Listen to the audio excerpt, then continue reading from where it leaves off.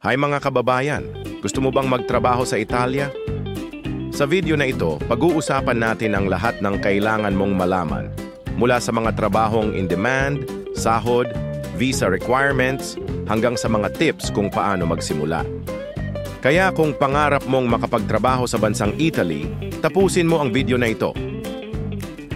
Ang Italia ay sikat hindi lang sa magagandang tanawin at pagkain kundi pati na rin sa kakaibang kultura sa trabaho. Maraming industriya ang matatagpuan dito tulad ng fashion, sasakyan, agrikultura at turismo. Para magtagumpay sa Italia, mahalagang maunawaan ang kanilang paraan ng pagtatrabaho at pakikitungo sa mga katrabaho. Una sa lahat, kailangan alamin muna natin kung paano magtrabaho ang mga Italyano.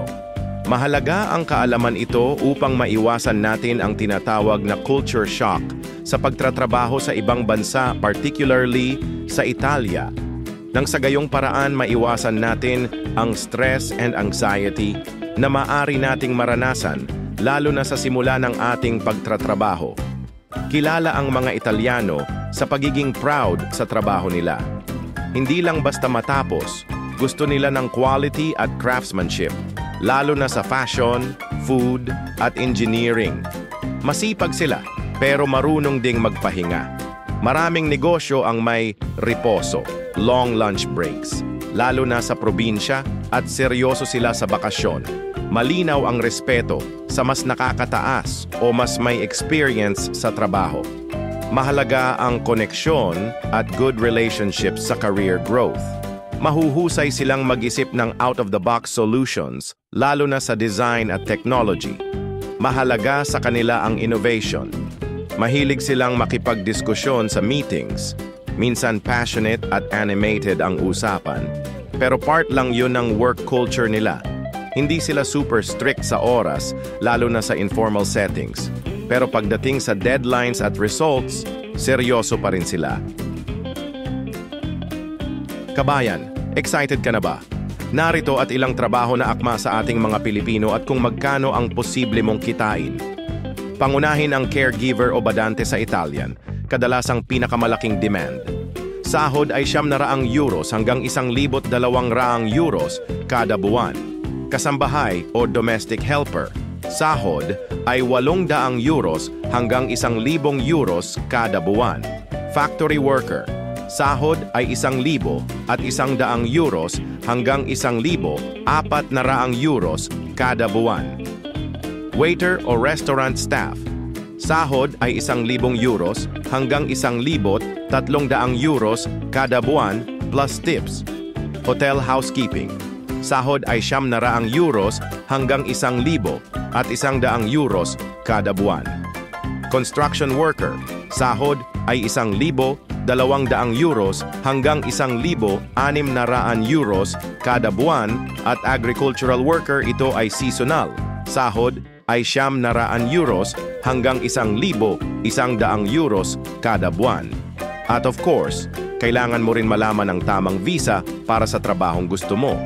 Una sa lahat ay ang lavoro subordinato. Ito ay para sa mga employed workers. Ang lavoro autonomo, ito naman para sa self-employed o negosyo, at ang seasonal work visa, para naman sa temporary jobs sa tourism at agriculture. At para naman sa mga dokumentong kailangang ihanda mo bago ka makaalis.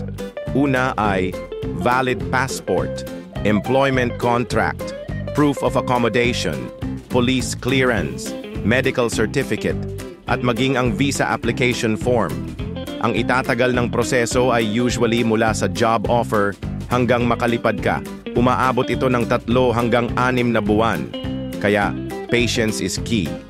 At tungkol naman sa cost of living pag nasa Italy ka na, narito ang ilang idea kung magkano ang kakailanganin mo. Sa room rental, ito ay mula €300 hanggang €500 kada buwan.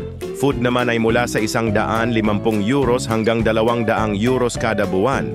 At para sa transportation mo, ito mula sa €35 hanggang €300 at €65 kada buwan, €50 kada buwan. Nasa iyo pa rin kabayan kung paano ma-manage ang iyong kikitain at well-known tayo sa aspetong iyon. At narito rin ang ilang mga tips para sa mga kababayan nating gustong sumubok sa Italy. Mahalaga na matuto tayo ng kahit basic Italian, iwasan ng illegal recruiters at dumaan lagi sa POEA, maging masipag at sumunod sa kultura at batas ng bansang Italia. Susi ito upang maging matagumpay tayo sa ating hangarin, makapagtrabaho sa saan mang bansa na ating nanaisin. Kung desidido ka na makahanap ng trabaho sa Italia, narito ang ilang mga website na pwedeng makatulong sa paghahanap mo ng trabaho.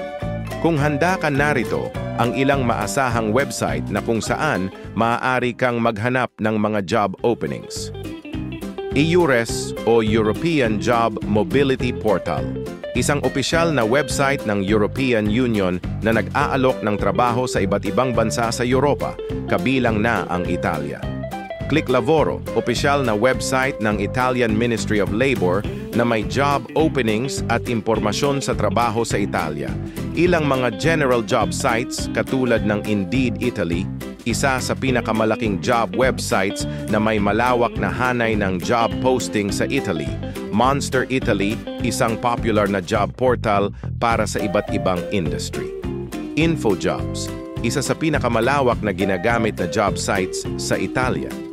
Glassdoor Italy, bukod sa job postings, makikita rin dito ang mga reviews ng mga empleyado tungkol sa kanilang kumpanya. Mga recruitment agencies katulad ng Adecco Italy, isang kilalang recruitment agency na tumutulong sa paghahanap ng trabaho sa iba't ibang sektor sa Italia. Randstad Italy, isang international recruitment agency na may maraming job listings sa Italia. Manpower Italy, nag-aalok ng iba't ibang uri ng trabaho mula sa entry-level hanggang sa executive positions. Para sa mga specific industry naman, narito ang mga job websites na pwede mong puntahan, ang Lavoro Turismo, para sa mga naghahanap ng trabaho sa hospitality at turismo. AgriJob Coldiretti, para sa mga trabaho na may kinalaman sa agrikultura at ang Techno-Jobs, para sa mga IT at engineering-related na trabaho. Kung nais mong magtrabaho sa Italia, siguraduhing lehitimo ang employer at recruitment agency upang maiwasan ang illegal recruitment. Mas mainam din kung may basic knowledge ng wikang Italiano dahil maraming job listings ang nakasulat sa Italian. Pwede mong subukan ang mga website na ito at magsimulang mag-apply para sa mga trabahong akma sa iyong kakayahan. Sana nakatulong sa iyo ang video na ito. Kung gusto mo pang malaman ang step-by-step guide kung paano mag-apply sa Italy, comment ka lang, baka sakaling makatulong ako sa iyo. Don't forget to like, subscribe, at pakishare na lang sa mga kababayan nating nangangarap din makapagtrabaho sa Italy. Salamat sa panonood!